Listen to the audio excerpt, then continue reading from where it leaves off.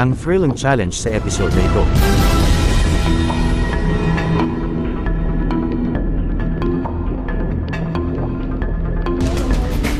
Nandito kami para sa scout as battlers para kasama yung guide.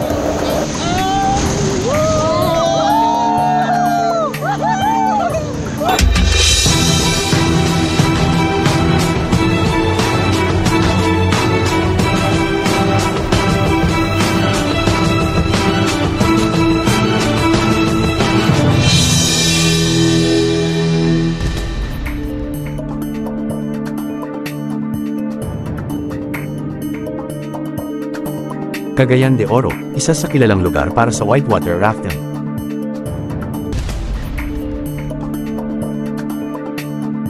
Ito yung extreme sports na talagang magpapakasawa ka sa lagaslas ng tubig.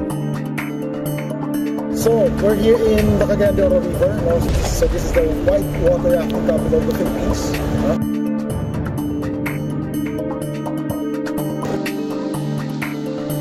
Obviously, ito rin ang magiging adventure natin sa docu-reality challenge na ito. Tulad ng dati, may mga guest tayo na susubukang malampasan ang challenge sa episode na ito. At yun nga, ang magkaribal na sina Raymark aka Sub-Zero at sa Dong aka Scorpion, dalawang weirdo. Yung mga kasama niya may masks. So when they had it, I was actually excited. At isang dokumentarista na si Pinoy Geek Adventurer aka Sepshima, isa ring weirdo. Ang siyang ating magiging challengers ngayon. Si Pinoy Geek Adventurer ay naghahanap ng something to do here in Cagayan. Siya kasi nag-document ng mga adventures, which is yung whitewater rafting is he wants to document it. And he wants to document the Cagayan de Oro River, the scenery, the scouting and surveying itself, kung paano ka-safe yung Cagayan de Oro River puntahan. Sasakay sila sa whitewater raft upang maging main paddler ng Bolza. Nandito kami para sa scout as battlers para kasama yung guide. Kahit na mortal kaming magkaaway sa video games or sa movie, we're here in this industry na magkasama para yun nga, safe namin madala yung gas namin. Hindi lang sa industry na to, kailangan din natin magtulungan lagi kasi minsan di talaga kaya natin na mag-isa, so kailangan talaga natin makasama, kaya ayun. Magandang mensahe tungkol sa pagtutulungan, pero makasurvive kaya ng buhay itong ating mga challengers sa ilog ng Cagayan. Para sa kaalaman ng lahat, itong sports na ito ay sadyang mapanganib kung hindi mo alam ang ginagawa mo. Maari kang tumalsik mula sa balsa at lamunin ang rumaragasang alon at lagaslas ng tubig. O kaya naman ay sumalpok ka sa malalaking bato, at talaga namang may mga namatay na sa sports na ito. Kaya naman talagang kailangang may kasamang eksperto na magmamaniobra ng bangka upang hindi tumaob at malunod ang mga sakay nito. Bukod pa dito, ang dalawang weirdo na ating tagasagwan, at pati na rin ang documentarista, ay pawang nakasuot ng mga character mask. Ito ang isa sa karagdagang challenge ng ating mga adventurer dahil magiging mahirap para sa kanila pag nagsimula silang hingalin sa kanilang patuloy na pagsagwan. Kaya naman ini-explain itong ating river guide expert na si Boatman Yuri ang mga dapat gawin tungkol sa pagsagwan sa whitewater rapids. Kasama na ang iba pang safety measures na dapat malaman ng lahat. Yung sa rapids, pag yung tubig doon, yung at saka yung obstacle, yung obstruction, pag nag-mix yung mga element na yun, gumagawa sila ng bubbles. Yung bubbles na nag-create doon, kahit anong kulay ng tubig dito, naging clear man yan, brown man yan, when it comes to the rapid, it's white. So kaya it's white water rafting. Now, pag nag-rafting naman tayo sa Philippines, water, tawag dyan, rafting lang. But if you pass through a rapid, it's called white water rafting. So that's what makes it fun and exciting. So, one of what we do here in Cagayan de Oro River, katulad nga ngayon, we do scouting and surveying. That's to keep people who goes here safe, yet still having fun.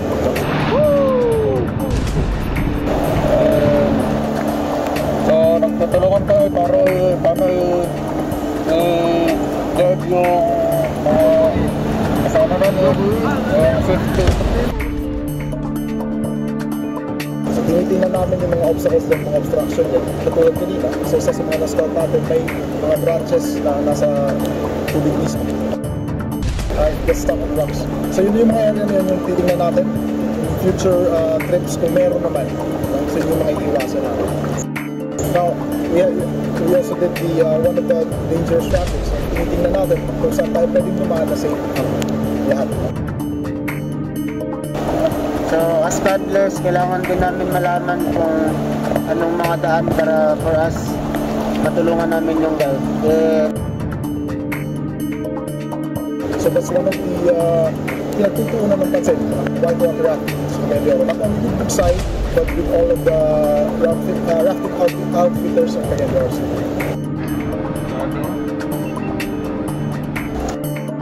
Kasama ko yung mga friends ko, and this is one of our best experience as of now. At yun nga, nagsimula ng maglakbay ang grupo sa mga rapids ng Cagayan River. Sa mga unang bahagi ng ilog, ay banayad lamang ang mga rapids at mahaba-haba ang mga kalmanteng parte ng kanilang ruta. Sa araw na ito ay may kasabay rin silang isa pang balsa, nasakay naman ng iba pang guest, na si Cassandra at ang kanyang mga kagrupo. Sa activity to, we have two rafts.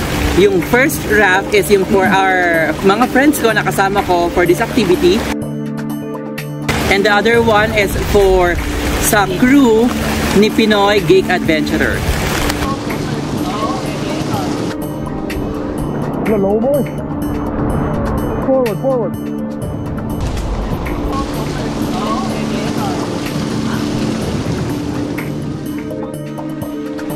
Sa kanilang patuloy na paglalakbay ay paminsang namumulot ng mga basura ang grupo, bagay na kanilang regular na ginagawa sa tuwing may expedition. This is one of the advocacies of mostly from us Bugsay, but all of the whitewater rafting companies also. We try to keep this river as clean as possible. So with us, with Bugsay, we do from time to time we do clean up drives here in the river. So nagwe-welcome din kami ng mga groups na gusto mag-clean up drive. So isa yun sa mga ginagawa natin. Keep this river clean, keep it safe as much as possible. Ang challenge naman ngayon sa mga manunood ay kung paano mapanatili ang ganda ng kalikasan sa kanilang munting paraan. Yung mga activities dito na nakakasira ng ilog, pinag-ano natin. Alam niyo yung ibang mga ginagawa, we are against it, lalo na pagkakasira. But most of it is just to keep the river clean and safe for you guys.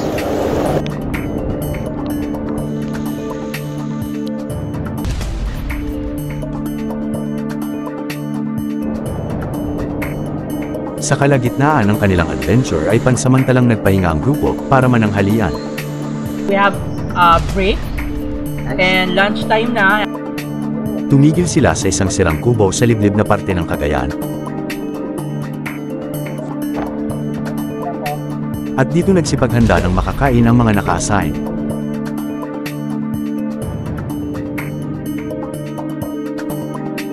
Dito pinakita ng kasama nilang local MacGyver na si Mang Kaloy ang kanyang gilas sa pagluluto. Sapagkat kahit kulang sa kagamitan, dahil may isang coal okoy na nakalimot magdala ng mga dapat dalhin, ay madiskarte pa rin nakapagluto itong si Mang Kaloy. Gamit ang anumang bagay o halaman sa paligid ay maayos niyang naihanda at nailuto ang kanilang magiging pananghalian. Yun nga lang malalaman natin kung masarap naman ba ang kanyang patiyam na luto.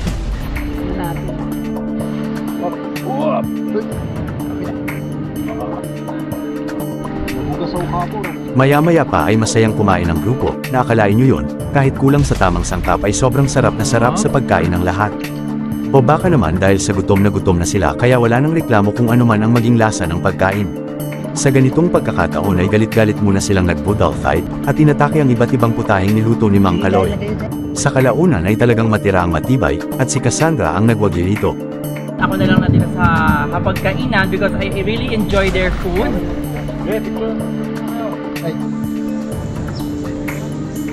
Matapos kumain ay nag-relax ang grupo dahil mamaya ay susuong sila sa mas challenging na huling parte ng kanilang adventure.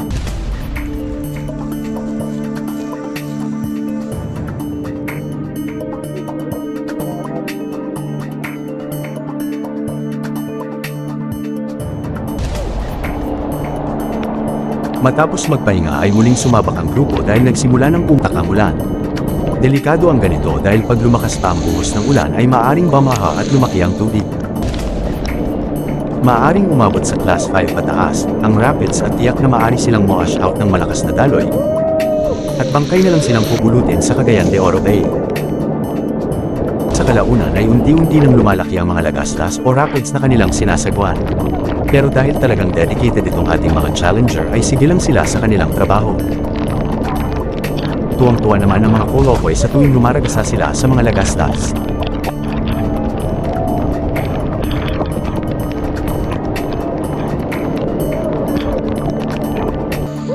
Maya-maya pa ay pumalit si Gixep Shima kay Dom para subukan kung paano maranasan ang pagsagwan sa whitewater.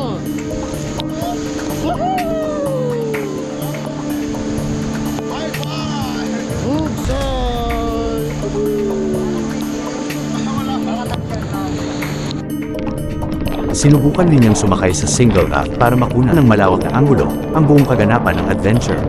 Subalit dahil mas naging malalaki ang mga alon sa parteng ito, ay na-experience niya tuloy ang buhay na pagsagwang mag-isa para malampasan ang naglalakihang mga lagastas.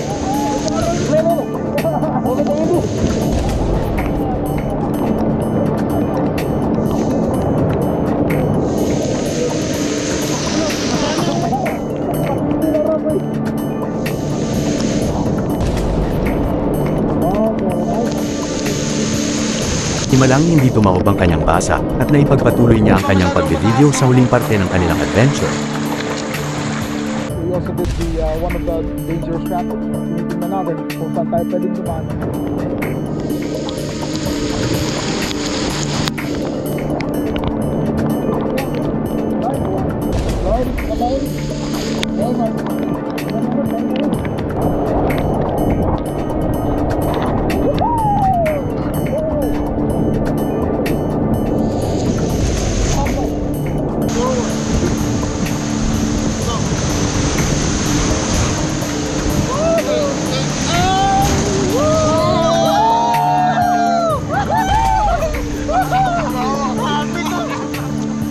Kaya naman definitely,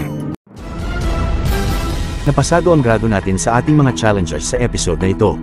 Dahil kahit may suot na mask ang ating mga bida ay matagumpay na naisagawa nila ang kani-kanilang role sa whitewater paddle.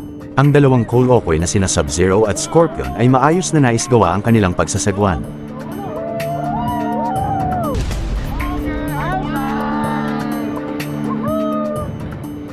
At lahat ay maayos din namang naidokumento ng ating dokumentarista na si Geek Adventurer aka Septima.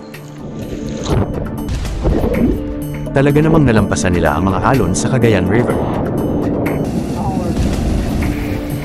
Eh ang mga alon naman sa dagat, malampasan din kaya nila. Abangan natin ang kanilang sunod na magiging adventures.